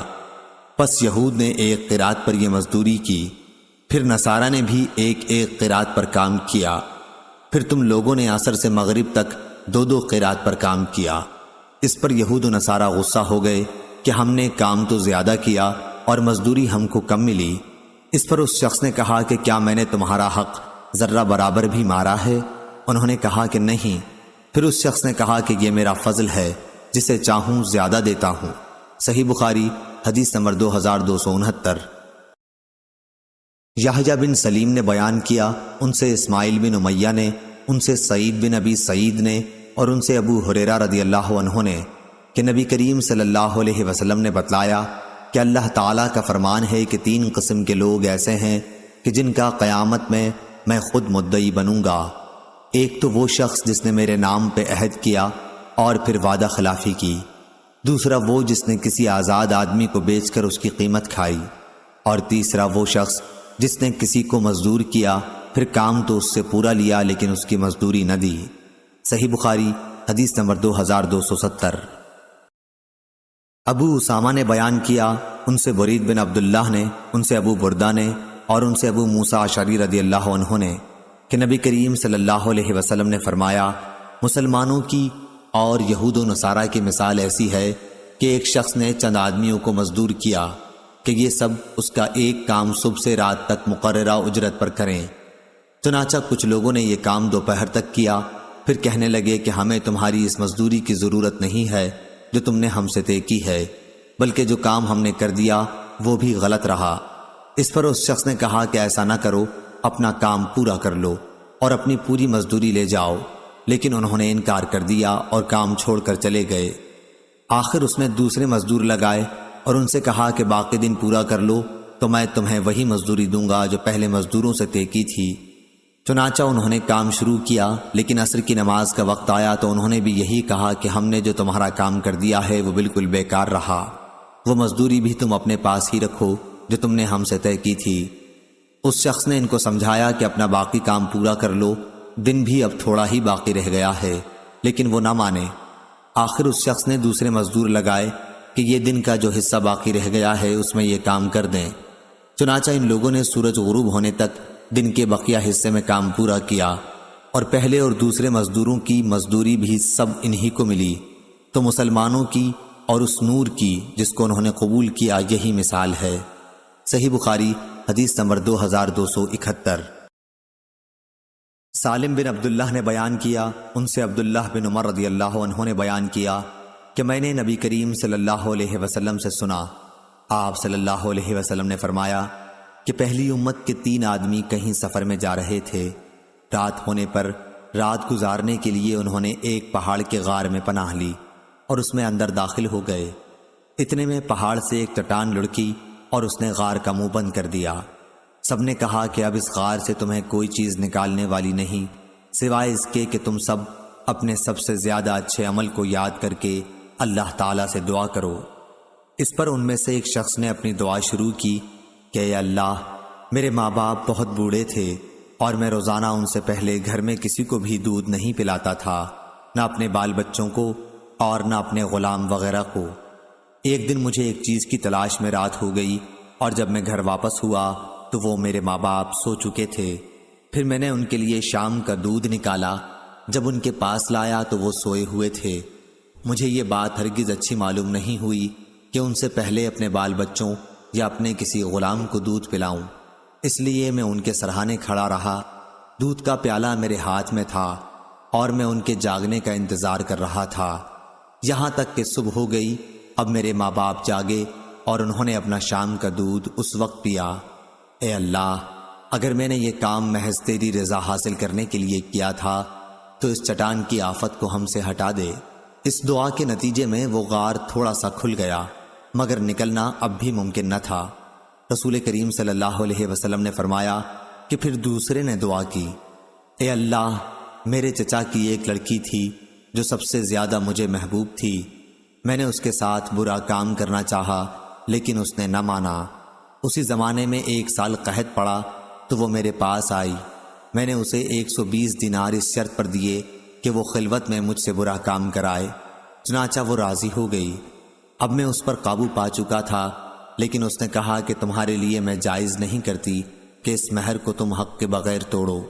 یہ سن کر میں اپنے برے ارادے سے باز آ گیا اور وہاں سے چلا آیا، حالانکہ وہ مجھے سب سے بڑھ کر محبوب تھی، اور میں نے اپنا دیا ہوا سونا بھی واپس نہیں لیا۔ اے اللہ، اگر یہ کام میں نے صرف تیری رضا کے لیے کیا تھا تو ہماری اس مصیبت کو دور کر دے۔ چنانچہ چٹان ذرا سی اور کھسکی، لیکن اب بھی اس سے باہر نہیں نکلا جا سکتا تھا۔ نبی کریم صلی اللہ علیہ وسلم نے فرمایا، اور تیسرے شخص نے دعا کی، اے اللہ، میں نے چند مزدور کیے تھے، پھر سب کو ان کی مزدوری پوری دے دی، مگر ایک مزدور ایسا نکلا کہ وہ اپنی مزدوری ہی چھوڑ گیا۔ میں نے اس کی مزدوری کو کاروبار میں لگا دیا اور بہت کچھ نفع حاصل ہو گیا۔ پھر کچھ دنوں کے بعد وہی مزدور میرے پاس آیا اور کہنے لگا، اللہ کے بندے، مجھے میری مزدوری دے دے۔ میں نے کہا، یہ جو کچھ تو دیکھ رہا ہے، اونٹ، گائے، بکری اور غلام، یہ سب تمہاری مزدوری ہی ہے۔ وہ کہنے لگا، اللہ کے بندے، مجھ سے مذاق نہ کر۔ میں نے کہا، میں مذاق نہیں کرتا۔ چنانچہ اس شخص نے سب کچھ لیا اور اپنے ساتھ لے گیا، ایک چیز بھی اس میں سے باقی نہیں چھوڑی۔ تو اے اللہ، اگر میں نے یہ سب کچھ تیری رضامندی حاصل کرنے کے لیے کیا تھا تو ہماری اس مصیبت کو دور کر دے۔ چنانچہ وہ چٹان ہٹ گئی اور وہ سب باہر نکل کر چلے گئے۔ صحیح بخاری حدیث نمبر 2272۔ اعمش نے بیان کیا، ان سے شفیق نے اور ان سے ابو مسعود انصاری رضی اللہ عنہ نے، کہ رسول کریم صلی اللہ علیہ وسلم نے جب ہمیں صدقہ کرنے کا حکم دیا تو بعض لوگ بازاروں میں جا کر بوجھ اٹھاتے، جن سے ایک مد مزدوری ملتی، وہ اس میں سے بھی صدقہ کرتے۔ آج ان میں سے کسی کے پاس لاکھ درہم یا دینار موجود ہیں۔ شفیق نے کہا، ہمارا خیال ہے کہ ابو مسعود رضی اللہ عنہ نے کسی سے اپنے ہی تئیں مراد لیا تھا۔ صحیح بخاری حدیث نمبر 2273۔ عبد الواحد بن زیاد نے بیان کیا، ان سے معمر نے بیان کیا، ان سے ابن طاؤس نے، ان سے ان کے باپ نے، اور ان سے ابن عباس رضی اللہ عنہ نے، کہ نبی کریم صلی اللہ علیہ وسلم نے تجارتی قافلوں سے منڈی سے آگے جا کر ملاقات کرنے سے منع فرمایا تھا، اور یہ کہ شہری دیہاتی کا مال نہ بیچیں۔ میں نے پوچھا، اے ابن عباس رضی اللہ عنہ، شہری دیہاتی کا مال نہ بیچیں کا کیا مطلب ہے؟ انہوں نے فرمایا کہ مراد یہ ہے کہ ان کے دلال نہ بنیں۔ صحیح بخاری حدیث نمبر 2274۔ خباب بن ارت رضی اللہ عنہ نے بیان کیا، انہوں نے کہا کہ میں لوہار تھا، میں نے عاص بن وائل مشرک کا کام کیا۔ جب میری بہت سی مزدوری اس کے سر چڑھ گئی تو میں اس کے پاس تقاضا کرنے آیا۔ وہ کہنے لگا کہ خدا کی قسم، میں تمہاری مزدوری اس وقت تک نہیں دوں گا جب تک محمد صلی اللہ علیہ وسلم سے نہ پھر جاؤ۔ میں نے کہا، خدا کی قسم، یہ تو اس وقت تک بھی نہ ہوگا جب تو مر کے دوبارہ زندہ ہوگا۔ اس نے کہا، کیا میں مرنے کے بعد پھر دوبارہ زندہ کیا جاؤں گا؟ میں نے کہا کہ ہاں۔ اس پر وہ بولا، پھر کیا ہے؟ وہیں میرے پاس مال اور اولاد ہوگی اور وہیں میں تمہارا قرض ادا کر دوں گا۔ اس پر قرآن مجید کی آیت نازل ہوئی، اے پیغمبر، کیا تو نے اس شخص کو دیکھا جس نے ہماری آیتوں کا انکار کیا اور کہا کہ مجھے ضرور وہاں مال و اولاد دی جائے گی؟ صحیح بخاری حدیث نمبر 2275۔ ابو سعید خدری رضی اللہ عنہ نے بیان کیا کہ حضرت صلی اللہ علیہ وسلم کے کچھ صحابہ رضی اللہ عنہم سفر میں تھے۔ دوران سفر میں وہ عرب کے ایک قبیلے پر اترے۔ صحابہ رضی اللہ عنہم نے چاہا کہ قبیلہ والے انہیں اپنا مہمان بنا لیں، لیکن انہوں نے مہمانی نہیں کی بلکہ صاف انکار کر دیا۔ اتفاق سے اسی قبیلے کے سردار کو سانپ نے ڈس لیا۔ قبیلے والوں نے ہر طرح کی کوشش کر ڈالی لیکن ان کا سردار اچھا نہ ہوا۔ ان کے کسی آدمی نے کہا، چلو ان لوگوں سے بھی پوچھیں جو یہاں آ کر اترے ہیں، ممکن ہے کوئی دم جھاڑے کی چیز ان کے پاس ہو۔ چنانچہ قبیلے والے ان کے پاس آئے اور کہا کہ بھائیو، ہمارے سردار کو سانپ نے ڈس لیا ہے، اس کے لیے ہم نے ہر قسم کی کوشش کر ڈالی لیکن کچھ فائدہ نہ ہوا، کیا تمہارے پاس کوئی چیز دم کرنے کی ہے؟ ایک صحابی نے کہا کہ قسم اللہ کی، میں اسے جھاڑ دوں گا، لیکن ہم نے تم سے میزبانی کے لیے کہا تھا اور تم نے اس سے انکار کر دیا، اس لیے اب میں بھی اجرت کے بغیر نہیں جھاڑ سکتا۔ آخر بکریوں کے ایک گلے پر ان کا معاملہ طے ہوا۔ وہ صحابی رضی اللہ عنہ وہاں گئے اور الحمدللہ رب العالمین پڑھ پڑھ کر دم کیا۔ ایسا معلوم ہوا جیسے کسی کی رسی کھول دی گئی ہو۔ وہ سردار اٹھ کر چلنے لگا، تکلیف و درد کا نام و نشان بھی باقی نہیں تھا۔ بیان کیا کہ پھر انہوں نے طے شدہ اجرت صحابہ رضی اللہ عنہم کو ادا کر دی۔ کسی نے کہا کہ اسے تقسیم کر لو، لیکن جنہوں نے جھاڑا تھا وہ بولے کہ نبی کریم صلی اللہ علیہ وسلم کی خدمت میں حاضر ہو کر پہلے ہم آپ سے اس کا ذکر کر لیں، اس کے بعد دیکھیں گے کہ آپ کیا حکم دیتے ہیں۔ چنانچہ سب حضرت رسول کریم صلی اللہ علیہ وسلم کی خدمت میں حاضر ہوئے اور آپ صلی اللہ علیہ وسلم سے اس کا ذکر کیا۔ آپ صلی اللہ علیہ وسلم نے فرمایا، یہ تم کو کیسے معلوم ہوا کہ سورہ فاتحہ بھی ایک رقیہ ہے؟ اس کے بعد آپ نے فرمایا کہ تم نے ٹھیک کیا، اسے تقسیم کر لو اور ایک میرا حصہ بھی لگاؤ۔ یہ فرما کر رسول کریم صلی اللہ علیہ وسلم ہنس پڑے۔ شعبہ نے کہا کہ ابو البشر نے ہم سے بیان کیا، انہوں نے ابو المتوکل سے ایسا ہی سنا۔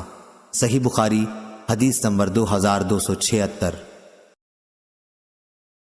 سفیان بن عینہ نے بیان کیا، ان سے حمید طویل نے اور ان سے انس بن مالک رضی اللہ عنہ نے کہ ابو طیبہ حجام نے نبی کریم صلی اللہ علیہ وسلم کے پچنا لگایا تو آپ نے انہیں اجرت میں 1 صاع یا 2 صاع غلہ دینے کا حکم دیا اور ان کے مالکوں سے سفارش کی کہ جو محصول اس پر مقرر ہے اس میں کچھ کمی کر دیں۔ صحیح بخاری حدیث نمبر 2277۔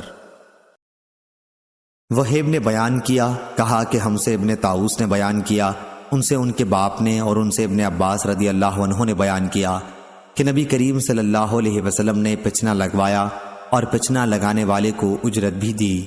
صحیح بخاری حدیث نمبر 2278۔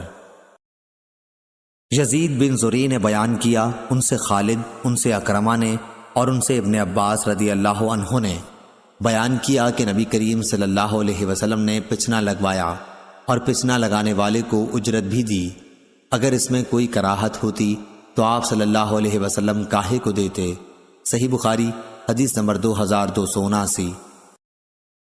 عمرو بن عامر نے بیان کیا کہ میں نے انس رضی اللہ عنہ سے سنا، وہ بیان کرتے تھے کہ نبی کریم صلی اللہ علیہ وسلم نے پچنا لگوایا اور آپ صلی اللہ علیہ وسلم کسی کی مزدوری کے معاملے میں کسی پر ظلم نہیں کرتے تھے۔ صحیح بخاری حدیث نمبر 2280۔ حمید طویل نے بیان کیا اور ان سے انس بن مالک رضی اللہ عنہ نے کہ نبی کریم صلی اللہ علیہ وسلم نے ایک پچنا لگانے والے غلام ابو طیبہ کو بلایا، انہوں نے آپ کے پچنا لگایا اور آپ نے انہیں 1 یا 2 صاع یا 1 یا 2 مد، راوی حدیث شعبہ کو شک تھا، اجرت دینے کے لیے حکم فرمایا۔ آپ صلی اللہ علیہ وسلم نے ان کے مالکوں سے بھی ان کے بارے میں سفارش فرمائی تو ان کا خراج کم کر دیا گیا۔ صحیح بخاری حدیث نمبر 2281۔ ابو بکر بن عبد الرحمن بن حارث بن ہشام نے بیان کیا، ان سے ابو مسعود انصاری رضی اللہ عنہ نے بیان کیا کہ رسول اللہ صلی اللہ علیہ وسلم نے کتے کی قیمت، زانیہ کے زنا کی خرچی اور کاہن کی مزدوری سے منع فرمایا۔ صحیح بخاری حدیث نمبر 2282۔ محمد بن جحادہ نے بیان کیا، ان سے ابو حازم نے اور ان سے ابو ہریرہ رضی اللہ عنہ نے کہ نبی صلی اللہ علیہ وسلم نے باندیوں کی زنا کی کمائی سے منع فرمایا تھا۔ صحیح بخاری حدیث نمبر 2283۔ اسماعیل بن ابراہیم نے بیان کیا، ان سے علی بن حکم نے، ان سے نافع نے اور ان سے ابن عمر رضی اللہ عنہ نے بیان کیا کہ نبی کریم صلی اللہ علیہ وسلم نے نر کو دانے کی اجرت لینے سے منع فرمایا۔ صحیح بخاری حدیث نمبر 2284۔ جویریہ بن اسما نے بیان کیا، ان سے نافع نے اور ان سے عبداللہ رضی اللہ عنہ نے کہ رسول کریم صلی اللہ علیہ وسلم نے یہودیوں کو خیبر کی زمین دے دی تھی کہ اس میں محنت کے ساتھ کاشت کریں اور پیداوار کا آدھا حصہ خود لے لیا کریں۔ ابن عمر رضی اللہ عنہ نے نافع سے یہ بیان کیا کہ زمین کچھ کرائے پر دی جاتی تھی، نافع نے اس کرائے کی تعین بھی کر دی تھی لیکن وہ مجھے یاد نہیں رہا۔ صحیح بخاری حدیث نمبر 2285۔ اور رافع بن خدیج رضی اللہ عنہ نے بیان کیا کہ نبی کریم صلی اللہ علیہ وسلم نے زمینوں کو کرائے پر دینے سے منع فرمایا تھا، اور عبید اللہ نے نافع سے بیان کیا اور ان سے ابن عمر رضی اللہ عنہ نے کہ خیبر کے یہودیوں کے ساتھ وہاں کی زمین کا معاملہ برابر چلتا رہا یہاں تک کہ حضرت عمر رضی اللہ عنہ نے انہیں جلا وطن کر دیا۔ صحیح بخاری حدیث نمبر 2286۔ امام مالک رحمہ اللہ نے خبر دی، انہیں ابو زناد نے، انہیں اعرج نے اور انہیں ابو ہریرہ رضی اللہ عنہ نے کہ رسول اللہ صلی اللہ علیہ وسلم نے فرمایا، قرض ادا کرنے میں مالدار کی طرف سے ٹال مٹول کرنا ظلم ہے، اور اگر تم میں سے کسی کا قرض کسی مالدار پر حوالہ دیا جائے تو اسے قبول کرے۔ صحیح بخاری حدیث نمبر 2287۔ سفیان ثوری نے بیان کیا، ان سے ابن ذکوان نے، ان سے اعرج نے اور ان سے ابو ہریرہ رضی اللہ عنہ نے کہ نبی کریم صلی اللہ علیہ وسلم نے فرمایا، مالدار کی طرف سے قرض ادا کرنے میں ٹال مٹول کرنا ظلم ہے، اور اگر کسی کا قرض کسی مالدار کے حوالے کیا جائے تو وہ اسے قبول کرے۔ صحیح بخاری حدیث نمبر 2288۔ یزید بن ابی عبید نے بیان کیا، ان سے سلمہ بن عقور رضی اللہ عنہ نے کہ ہم نبی کریم صلی اللہ علیہ وسلم کی خدمت میں موجود تھے کہ ایک جنازہ لایا گیا۔ لوگوں نے آپ صلی اللہ علیہ وسلم سے عرض کیا کہ اس کی نماز پڑھا دیجئے۔ اس پر آپ صلی اللہ علیہ وسلم نے پوچھا، کیا اس پر کوئی قرض ہے؟ لوگوں نے بتایا کہ نہیں، کوئی قرض نہیں ہے۔ آپ نے دریافت فرمایا کہ میت نے کچھ مال بھی چھوڑا ہے؟ لوگوں نے عرض کیا، کوئی مال بھی نہیں چھوڑا۔ آپ صلی اللہ علیہ وسلم نے ان کی نماز جنازہ پڑھائی۔ اس کے بعد ایک دوسرا جنازہ لایا گیا۔ لوگوں نے عرض کیا، یا رسول اللہ، آپ ان کی نماز جنازہ پڑھا دیجئے۔ حضرت صلی اللہ علیہ وسلم نے دریافت فرمایا، کسی کا قرض بھی میت پر ہے؟ عرض کیا گیا کہ ہے۔ پھر آپ نے دریافت فرمایا، کچھ مال بھی چھوڑا ہے؟ لوگوں نے کہا کہ 3 دینار چھوڑے ہیں۔ آپ نے ان کی بھی نماز جنازہ پڑھائی۔ پھر تیسرا جنازہ لایا گیا۔ لوگوں نے آپ کی خدمت میں عرض کیا کہ اس کی نماز پڑھا دیجئے۔ حضرت صلی اللہ علیہ وسلم نے ان کے متعلق بھی وہی دریافت فرمایا، کیا کوئی مال ترکہ چھوڑا ہے؟ لوگوں نے کہا کہ نہیں۔ آپ نے دریافت فرمایا، اور اس پر کسی کا قرض بھی ہے؟ لوگوں نے کہا کہ ہاں، 3 دینار ہیں۔ آپ نے اس پر فرمایا کہ پھر اپنے ساتھی کی تم ہی لوگ نماز پڑھ لو۔ ابو قتادہ رضی اللہ عنہ بولے، یا رسول اللہ، آپ ان کی نماز پڑھا دیجئے، ان کا قرض میں ادا کر دوں گا۔ تب آپ صلی اللہ علیہ وسلم نے اس پر نماز پڑھائی۔ صحیح بخاری حدیث نمبر 2289۔ ابو زناد نے بیان کیا، ان سے محمد بن حمزہ بن عمر والا سلمہ نے اور ان سے ان کے والد حمزہ نے کہ حضرت عمر رضی اللہ عنہ اپنے عہد خلافت میں انہیں زکوٰۃ وصول کرنے کے لیے بھیجا۔ جہاں وہ زکوٰۃ وصول کر رہے تھے، وہاں کے ایک شخص نے اپنی بیوی کی باندی سے ہم بستری کر لی۔ حمزہ نے اس کی ایک شخص سے پہلے ضمانت لی، یہاں تک کہ وہ عمر رضی اللہ عنہ کی خدمت میں حاضر ہوئے۔ عمر رضی اللہ عنہ نے اس شخص کو 100 کوڑوں کی سزا دی تھی۔ اس آدمی نے جو جرم اس پر لگا تھا اس کو قبول کیا تھا، لیکن جہالت کا عذر کیا تھا۔ حضرت عمر رضی اللہ عنہ نے اس کو معذور رکھا تھا، اور جریر اور اشعث نے عبداللہ بن مسعود رضی اللہ عنہ سے مرتدوں کے بارے میں کہا کہ ان سے توبہ کرائیے اور ان کی ضمانت طلب کیجیے کہ دوبارہ مرتد نہ ہوں گے۔ چنانچہ انہوں نے توبہ کر لی اور ضمانت خود انہی کے قبیلے والوں نے دے دی۔ حماد نے کہا، جس کا حاضر ضامن ہو، اگر وہ مر جائے تو ضامن پر کچھ تاوان نہ ہوگا، لیکن حکم نے کہا کہ ذمے کا مال دینا پڑے گا۔ صحیح بخاری حدیث نمبر 2290۔ لیث نے بیان کیا، ان سے جعفر بن ربیعہ نے، ان سے عبد الرحمن بن ہرمز نے اور ان سے ابو ہریرہ رضی اللہ عنہ نے کہ رسول اللہ صلی اللہ علیہ وسلم نے بنی اسرائیل کے ایک شخص کا ذکر فرمایا کہ انہوں نے بنی اسرائیل کے ایک دوسرے آدمی سے 1000 دینار قرض مانگے۔ انہوں نے کہا کہ پہلے ایسے گواہ لا جن کی گواہی پر مجھے اعتبار ہو۔ قرض مانگنے والا بولا کہ گواہ تو بس اللہ ہی کافی ہے۔ پھر انہوں نے کہا، اچھا کوئی ضامن لا۔ قرض مانگنے والا بولا کہ ضامن بھی اللہ ہی کافی ہے۔ انہوں نے کہا کہ تو نے سچی بات کہی۔ چنانچہ اس نے ایک مقررہ مدت کے لیے اس کو قرض دے دیا۔ یہ صاحب قرض لے کر دریائی سفر پر روانہ ہوئے اور پھر اپنی ضرورت پوری کر کے کسی سواری، کشتی وغیرہ کی تلاش کی تاکہ اسے دریا پار کر کے اس مقررہ مدت تک قرض دینے والے کے پاس پہنچ سکے جو اس سے طے پائی تھی اور اس کا قرض ادا کر دے، لیکن کوئی سواری نہیں ملی۔ آخر اس نے ایک لکڑی لی اور اس میں سوراخ کیا، پھر 1000 دینار اور ایک اس مضمون کا خط کہ اس کی طرف سے قرض دینے والے کی طرف یہ دینار بھیجے جا رہے ہیں، اور اس کا منہ بند کر دیا۔ اور اسے دریا پر لے آئے۔ پھر کہا، اے اللہ، تو خوب جانتا ہے کہ میں نے فلاں شخص سے 1000 دینار قرض لیے تھے۔ اس نے مجھ سے ضامن مانگا تو میں نے کہہ دیا تھا کہ میرا ضامن اللہ تعالیٰ کافی ہے، اور وہ بھی تجھ پر راضی ہوا۔ اس نے مجھ سے گواہ مانگا تو اس کا بھی جواب میں نے یہی دیا کہ اللہ پاک گواہ کافی ہے، تو وہ مجھ پر راضی ہو گیا۔ اور تو جانتا ہے کہ میں نے بہت کوشش کی کہ کوئی سواری ملے جس کے ذریعے میں اس کا قرض اس تک مدت مقررہ میں پہنچا سکوں، لیکن مجھے اس میں کامیابی نہیں ہوئی، اس لیے اب میں اس کو تیرے ہی حوالے کرتا ہوں کہ تو اس تک پہنچا دے۔ چنانچہ اس نے وہ لکڑی جس میں رقم تھی دریا میں بہا دی۔ اب وہ دریا میں تھی اور وہ صاحب قرضدار واپس ہو چکے تھے، اگرچہ فکر اب بھی یہی تھا کہ کسی طرح کوئی جہاز ملے جس کے ذریعے وہ اپنے شہر میں جا سکیں۔ دوسری طرف وہ صاحب جنہوں نے قرض دیا تھا اسی تلاش میں بندرگاہ آئے کہ ممکن ہے کوئی جہاز ان کا مال لے کر آیا ہو، لیکن وہاں انہیں ایک لکڑی ملی، وہی جس میں مال تھا۔ انہوں نے وہ لکڑی اپنے گھر کے ایندھن کے لیے لی، لیکن جب اسے چیرا تو اس میں سے دینار نکلے اور ایک خط بھی نکلا۔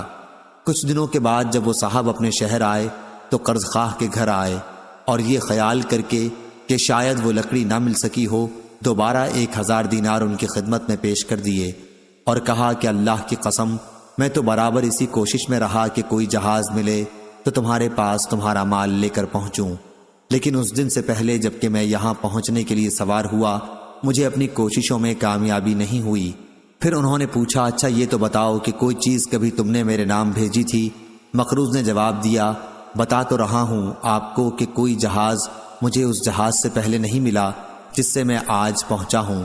اس پر قرض خواہ نے کہا کہ پھر اللہ نے بھی آپ کا وہ قرض ادا کر دیا جسے آپ نے لکڑی میں بھیجا تھا۔ چنانچہ وہ صاحب اپنا 1000 دینار لے کر خوش خوش واپس لوٹ گئے۔ صحیح بخاری حدیث نمبر 2291۔ ابو اسامہ نے بیان کیا، ان سے ادریس نے، ان سے طلحہ بن مصرف نے، ان سے سعید بن جبیر نے اور ان سے ابن عباس رضی اللہ عنہ نے کہ قرآن مجید کی آیت لِكُلٍّ جَعَلْنَا مَوَالِيَ کے متعلق ابن عباس رضی اللہ عنہ نے فرمایا کہ موالی کے معنی ورثے کے ہیں۔ والذین عقدت ایمانکم کا قصہ یہ ہے کہ مہاجرین جب مدینہ آئے تو مہاجر انصار کا ترکہ پاتے تھے اور انصاری کے ناطہ داروں کو کچھ نہ ملتا، اس بھائی پنے کی وجہ سے جو نبی کریم صلی اللہ علیہ وسلم کی قائم ہوئی تھی۔ پھر جب آیت وَلِكُلٍّ جَعَلْنَا مَوَالِيَ نازل ہوئی تو پہلی آیت وَالَّذِينَ عَقَدَتْ أَيْمَانُكُمْ منسوخ ہو گئی، سوائے امداد، تعاون اور خیرخواہی کے۔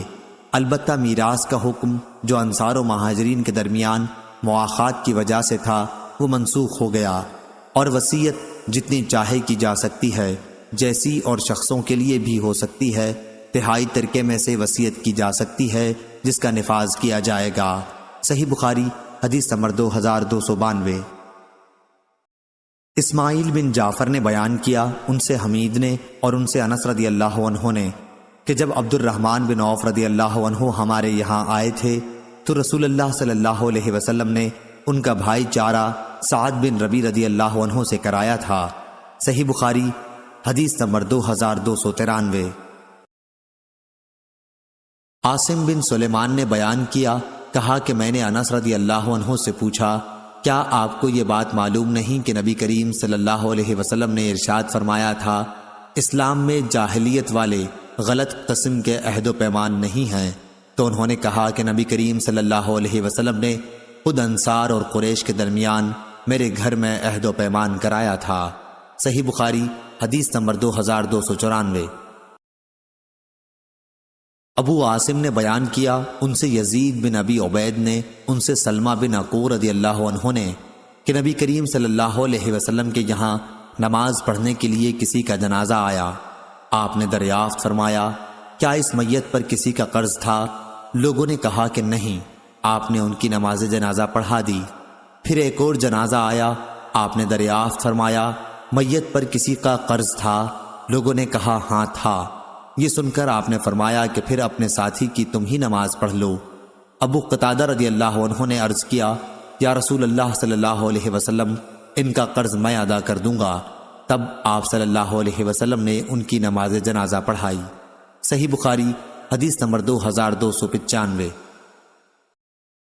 عمرو بن دینار نے بیان کیا، انہوں نے محمد بن علی باقر سے سنا اور ان سے جابر بن عبداللہ رضی اللہ عنہ نے بیان کیا کہ نبی کریم صلی اللہ علیہ وسلم نے فرمایا، اگر بحرین سے جزیہ کا مال آیا تو میں تمہیں اس طرح دونوں لب بھر بھر کر دوں گا، لیکن بحرین سے مال نبی کریم صلی اللہ علیہ وسلم کی وفات تک نہیں آیا۔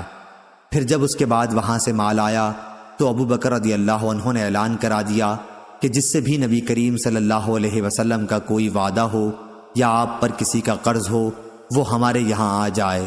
چنانچہ میں حاضر ہوا اور میں نے عرض کیا کہ نبی کریم صلی اللہ علیہ وسلم نے مجھ سے یہ وہ باتیں فرمائی تھیں، جسے سن کر حضرت ابو بکر رضی اللہ عنہ نے مجھے ایک لب بھر کر دیا۔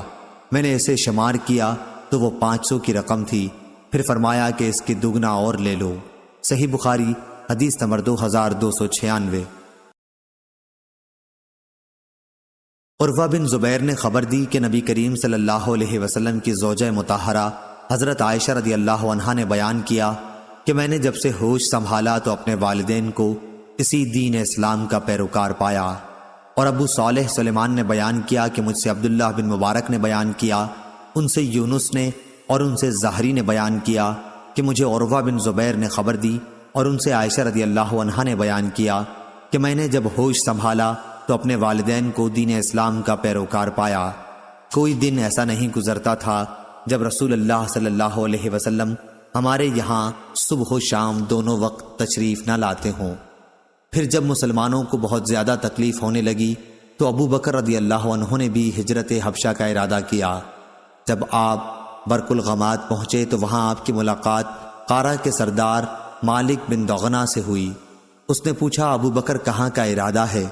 ابو بکر رضی اللہ عنہ نے اس کا جواب یہ دیا کہ میری قوم نے مجھے نکال دیا ہے اور اب تو یہی ارادہ ہے کہ اللہ کی زمین میں سیر کروں اور اپنے رب کی عبادت کرتا رہوں۔ اس پر مالک ابن دغنہ نے کہا کہ آپ جیسا انسان اپنے وطن سے نہیں نکل سکتا اور نہ اسے نکالا جا سکتا ہے، کہ آپ تو محتاجوں کے لیے کماتے ہیں، صلہ رحمی کرتے ہیں، مجبوروں کا بوجھ اپنے سر لیتے ہیں، مہمان نوازی کرتے ہیں اور حادثوں میں حق بات کی مدد کرتے ہیں۔ آپ کو میں امان دیتا ہوں، آپ چلیے اور اپنے ہی شہر میں اپنے رب کی عبادت کیجیے۔ چنانچہ ابن دغنہ اپنے ساتھ ابو بکر رضی اللہ عنہ کو لے آیا اور مکہ پہنچ کر کفار قریش کے تمام اشراف کے پاس گیا اور ان سے کہا کہ ابو بکر جیسا نیک آدمی اپنے وطن سے نہیں نکل سکتا اور نہ اسے نکالا جا سکتا ہے۔ کیا تم ایسے شخص کو بھی نکال دو گے جو محتاجوں کے لیے کماتا ہے اور جو صلہ رحمی کرتا ہے اور جو مجبوروں اور کمزوروں کا بوجھ اپنے سر پر لیتا ہے اور جو مہمان نوازی کرتا ہے اور جو حادثوں میں حق بات کی مدد کرتا ہے؟ چنانچہ قریش نے ابن دغنہ کی امان کو مان لیا اور حضرت ابو بکر رضی اللہ عنہ کو امان دے دی۔ پھر ابن دغنہ سے کہا کہ ابو بکر کو اس کی تاکید کر دینا کہ اپنے رب کی عبادت اپنے گھر ہی میں کر لیا کریں، جس طرح چاہیں نماز پڑھیں اور قرآن کی تلاوت کریں، لیکن ہمیں ان چیزوں کی وجہ سے کوئی ایذا نہ دیں اور نہ اس کا اظہار کریں، کیونکہ ہمیں اس کا ڈر ہے کہ کہیں ہمارے بچے اور ہماری عورتیں فتنے میں نہ پڑ جائیں۔ ابن دغنہ نے یہ باتیں جب حضرت ابو بکر رضی اللہ عنہ کو سنائی تو آپ اپنے رب کی عبادت گھر کے اندر ہی کرنے لگے، نہ نماز میں کسی قسم کا اظہار کرتے اور نہ اپنے گھر کے سوا کسی دوسری جگہ تلاوت کرتے۔ پھر حضرت ابو بکر صدیق رضی اللہ عنہ نے کچھ دنوں بعد ایسا کیا کہ آپ نے اپنے گھر کے سامنے نماز کے لیے ایک جگہ بنا لی۔ اب آپ ظاہر ہو کر وہاں نماز پڑھنے لگے اور اسی پر تلاوت قرآن کرنے لگے۔ بس پھر کیا تھا، مشرکین کے بچوں اور ان کی عورتوں کا مجمع لگنے لگا، سب حیرت اور تعجب کی نگاہوں سے انہیں دیکھتے۔ ابو بکر رضی اللہ عنہ بڑے ہی رونے والے تھے، جب قرآن پڑھنے لگتے تو آنسوؤں پر قابو نہ رہتا۔ اس صورتحال سے اکابر مشرکین قریش گھبرائے اور سب نے ابن دغنہ کو بلا بھیجا۔ ابن دغنہ ان کے پاس آیا تو ان سب نے کہا کہ ہم نے تو ابو بکر کو اس لیے امان دی کہ وہ اپنے رب کی عبادت گھر کے اندر ہی کریں گے، لیکن وہ تو زیادتی پر اتر آئے اور گھر کے سامنے نماز پڑھنے کی ایک جگہ بنا لی ہے۔ نماز بھی سب کے سامنے ہی پڑھنے لگے ہیں اور تلاوت بھی سب کے سامنے کرنے لگے ہیں۔ ڈر ہمیں اپنی اولاد اور عورتوں کا ہے کہ کہیں وہ فتنے میں نہ پڑ جائیں، اس لیے اب تم ان کے پاس جاؤ، اگر وہ اس پر تیار ہو جائیں کہ اپنے رب کی عبادت صرف اپنے گھر کے اندر ہی کریں پھر تو کوئی بات نہیں، لیکن انہیں اس سے انکار ہو تو تم ان سے کہو کہ وہ تمہاری امان تمہیں واپس کر دیں، کیونکہ ہمیں یہ پسند نہیں کہ تمہاری امان ہم توڑیں، لیکن اس طرح انہیں اظہار اور اعلان بھی کرنے نہیں دیں گے۔ حضرت عائشہ رضی اللہ عنہا نے بیان کیا کہ اس کے بعد ابن دغنہ حضرت ابو بکر رضی اللہ عنہ کے پاس آیا اور کہا کہ آپ کو معلوم ہے وہ شرط جس پر میرا آپ سے عہد ہوا تھا، اب یا آپ اس شرط کی حدود میں رہیں یا میری امان مجھے واپس کر دیں، کیونکہ یہ میں پسند نہیں کرتا کہ عرب کے کانوں تک یہ بات پہنچے کہ میں نے ایک شخص کو امان دی تھی لیکن وہ امان توڑ دی گئی۔ حضرت ابو بکر رضی اللہ عنہ نے فرمایا، میں تمہاری امان تمہیں واپس کرتا ہوں، میں تو بس اپنے اللہ کی امان سے خوش ہوں۔ رسول کریم صلی اللہ علیہ وسلم ان دنوں مکے ہی میں موجود تھے۔ آپ نے فرمایا کہ مجھے تمہاری ہجرت کا مقام دکھلایا گیا ہے، میں نے ایک کھاری نمکین زمین دیکھی ہے جہاں کھجور کے باغات ہیں اور وہ 2 پتھریلے میدانوں کے درمیان میں ہے۔ جب رسول اللہ صلی اللہ علیہ وسلم نے اس کا اظہار فرما دیا تو جن مسلمانوں نے ہجرت کرنی چاہی وہ پہلے ہی مدینہ ہجرت کر کے چلے گئے، بلکہ بعض وہ صحابہ رضی اللہ عنہم بھی جو ہجرت کر کے حبشہ چلے گئے تھے وہ بھی مدینہ آ گئے۔ حضرت ابو بکر صدیق رضی اللہ عنہ بھی ہجرت کی تیاریاں کرنے لگے تو رسول اللہ صلی اللہ علیہ وسلم نے ان سے فرمایا، جلدی نہ کرو، امید ہے کہ مجھے بھی جلد ہی اجازت مل جائے گی۔ حضرت ابو بکر رضی اللہ عنہ نے پوچھا، میرے ماں باپ آپ پر فدا ہوں، کیا آپ کو اس کی امید ہے؟ آپ صلی اللہ علیہ وسلم نے فرمایا کہ ہاں ضرور۔ چنانچہ حضرت ابو بکر صدیق رضی اللہ عنہ رسول اللہ صلی اللہ علیہ وسلم کا انتظار کرنے لگے تاکہ آپ کے ساتھ ہجرت کریں۔ ان کے پاس 2 اونٹ تھے، انہیں 4 مہینے تک وہ ببول کے پتے کھلاتے رہے۔ صحیح بخاری حدیث نمبر 2297۔ لیث نے بیان کیا، ان سے عقیل نے، ان سے ابن شہاب نے، ان سے ابو سلمہ نے اور ان سے ابو ہریرہ رضی اللہ عنہ نے کہ رسول کریم صلی اللہ علیہ وسلم کے پاس جب کسی ایسی میت کو لایا جاتا جس پر کسی کا قرض ہوتا تو آپ صلی اللہ علیہ وسلم فرماتے کہ کیا اس نے اپنے قرض کے ادا کرنے کے لیے بھی کچھ چھوڑا ہے؟ پھر اگر کوئی آپ کو بتا دیتا کہ ہاں اتنا مال ہے جس سے قرض ادا ہو سکتا ہے تو آپ صلی اللہ علیہ وسلم اس کی نماز پڑھاتے، ورنہ آپ مسلمانوں ہی سے فرما دیتے کہ اپنے ساتھی کی نماز پڑھ لو۔ پھر جب اللہ تعالیٰ نے آپ پر فتح کے دروازے کھول دیے تو آپ صلی اللہ علیہ وسلم نے فرمایا کہ میں مسلمانوں کا خود ان کی ذات سے بھی زیادہ مستحق ہوں، اس لیے اب جو بھی مسلمان وفات پا جائے اور وہ مقروض رہا ہو تو اس کا قرض ادا کرنا میرے ذمہ ہے، اور جو مسلمان مال چھوڑ جائے وہ اس کے وارثوں کا حق ہے۔ صحیح بخاری حدیث نمبر 2298۔ ابن ابی نجیح نے بیان کیا، ان سے مجاہد نے، ان سے عبد الرحمن بن ابی لیلہ نے اور ان سے علی رضی اللہ عنہ نے بیان کیا کہ نبی کریم صلی اللہ علیہ وسلم نے مجھے حکم دیا تھا کہ ان قربانی کے جانوروں کے جھول اور ان کے چمڑے کو میں خیرات کر دوں جنہیں قربانی کیا گیا تھا۔ صحیح بخاری حدیث نمبر 2299۔ لیث نے بیان کیا، ان سے یزید نے، ان سے ابو الخیر نے اور ان سے عقبہ بن عامر رضی اللہ عنہ نے کہ نبی کریم صلی اللہ علیہ وسلم نے کچھ بکریاں ان کے حوالے کی تھیں تاکہ صحابہ رضی اللہ عنہم میں ان کو تقسیم کر دیں۔ ایک بکری کا بچہ باقی رہ گیا، جب اس کا ذکر انہوں نے حضرت صلی اللہ علیہ وسلم سے کیا تو آپ نے فرمایا کہ اس کی تو قربانی کر لے۔ صحیح بخاری حدیث نمبر 2300۔